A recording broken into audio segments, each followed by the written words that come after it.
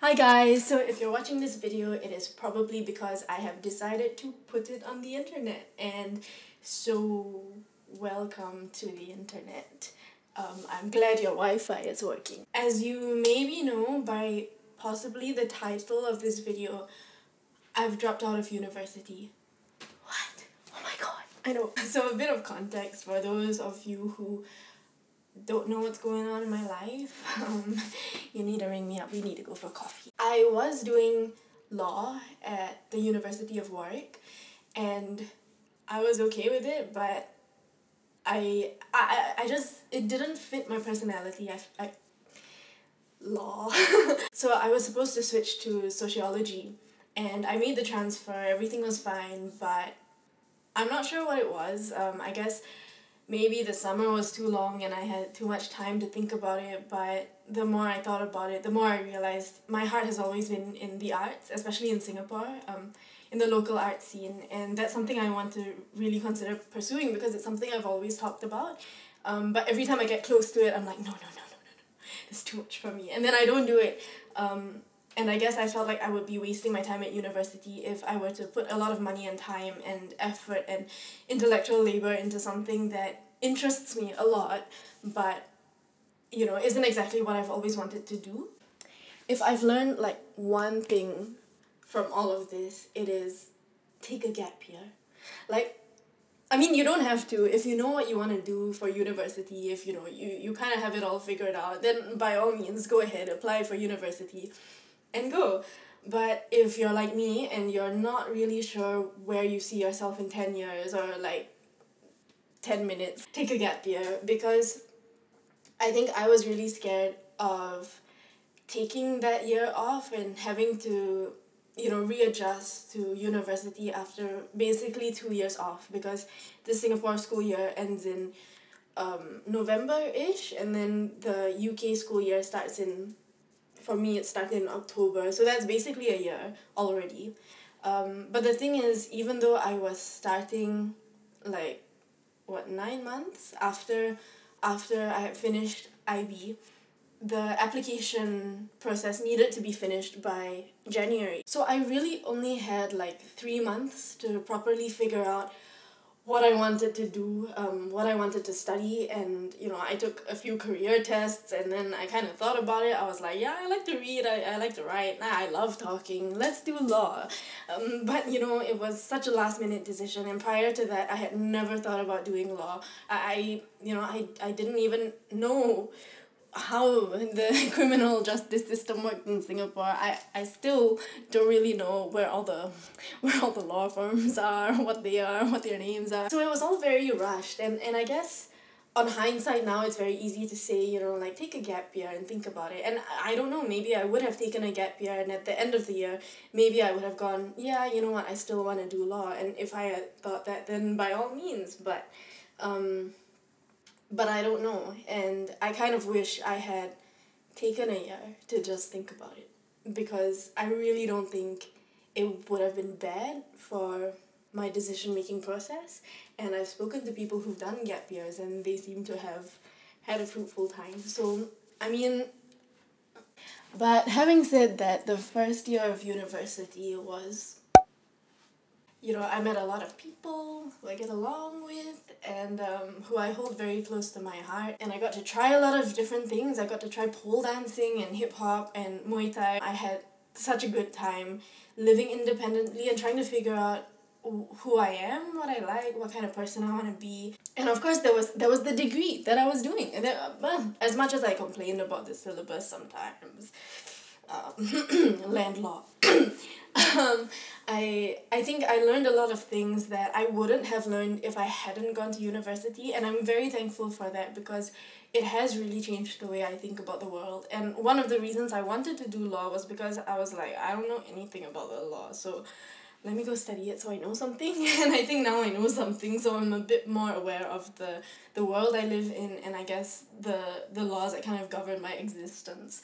I think I'm very lucky that I was able to go to university at all, and, you know, I recognize it's a privilege, and I'm very, very thankful for that. Yeah, university was good, and I guess I can't give you advice for university in general because I don't go there anymore. But I can maybe give you advice for first year. And I know this is kind of the time when everyone is starting first year, so maybe this is a good time to give you advice about first year, because I know being an international student and also like jumping into a degree and a faculty that I'd previously never even read about, I do get that it's super overwhelming. And I think the first few weeks I was like, whoa, I cannot do this. I'm never gonna meet any friends. And I think it took me a while. I think it was only like the second half of term 1 or even term 2 when I really started to meet people that I vibed with. And it wasn't like I wasn't going out. I was going to different societies and like throwing myself into the socials, but I just was so caught up in learning, how to go grocery shopping and carry everything back by myself, that I just didn't have time to figure out who I wanted to spend time with. And this isn't the case for everyone. Some people found like boyfriends in the first week. I don't know how. For me, it was overwhelming. And I would just say, like, don't freak out, because that's normal. It's normal to be like, what? And everyone around, okay, not everyone, some people have boyfriends. Most of the people around you are probably feeling the same way. And it's okay to feel lonely and to feel like you have to Skype home, or you have to write letters to your friends, to your family, and it's okay to stay in your room for like a whole day and just be like, but I promise you, it will get better, and if it doesn't, drop out. I'm kidding. It is difficult getting used to the social situation, especially if you're in a different culture. You're like, oh my god, I'm the foreigner now. Ni hao. But I would say, just breathe, just take it slow. If you don't feel like going out, don't go out. Because you will find people, I promise you. You will find people through the societies you join, or through where you live, or your degree. There are people out there who are on the same wavelength as you, because university is so freaking big. There are so many people out there, and there is at least one person who gets you and vibes with you, unless you're a Nazi sympathizer, in which case, fuck out of my video. And I think the other thing that was kind of like, whoa, was obviously the workload. Because it's very different from school, and I came from the IB program, and I think the IB program does prep you for university a lot more than I thought it would. Even coming out of that system, it was like, whoa, there is a shit ton of work that I have to do, and there is so much I have to read. And we had only 4 modules, but each module would give you like a 30-page reading, and then that's due by your next seminar, which is next week. And I was like, oh dear.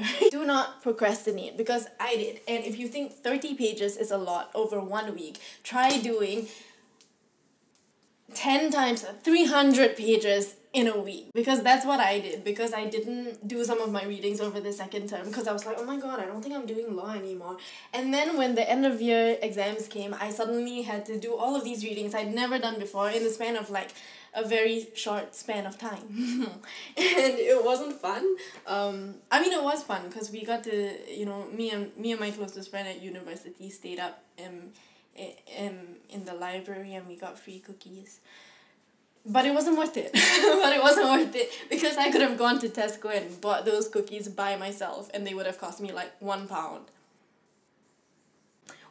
Okay. And then whenever you get a reading, scroll all the way down, or flip all the way to the back if you're old school and you print it out, and check how many pages of those 30 pages are just bibliography. Because maybe you think you have 30 pages to read, but this author decided he wanted to be well-read and cite many things. And so actually, there's 6 pages of bibliography, and you only have to read 24. And suddenly that's a lot less work. I know it's like, it's just 6 pages. But it is 6 pages, and it's less to read. And then you feel better. And then you can get through it faster, I guess, also. I would say, though, that balance is important. And you may not be able to do every single reading, and that's okay. So do not freak out if you can't finish all your readings, if you can't go to all your lectures, if you don't make it for a couple seminars. That's fine, that's okay. It's your first year. Your first year is there so that you can get used to university life and the pace of the work. And if you're finding it hard to catch up, that is fine, That's what first year is for. And second year, you know, okay, I can't talk about second year because I didn't make it. So I'm gonna stop now because my video is way too long, but I hope this video helps, or, is helping if you're thinking about what you're gonna do for university, whether to take a gap year, or if you're just worried about starting university. I hope this video is helpful. Yeah, and all the best for your first year, your second year, your third year, your fourth year, if you're doing your master's, your PhD. I don't know when you're watching this. Thank you so much for watching my brain vomit, and my lips are Love Bug by Colourpop.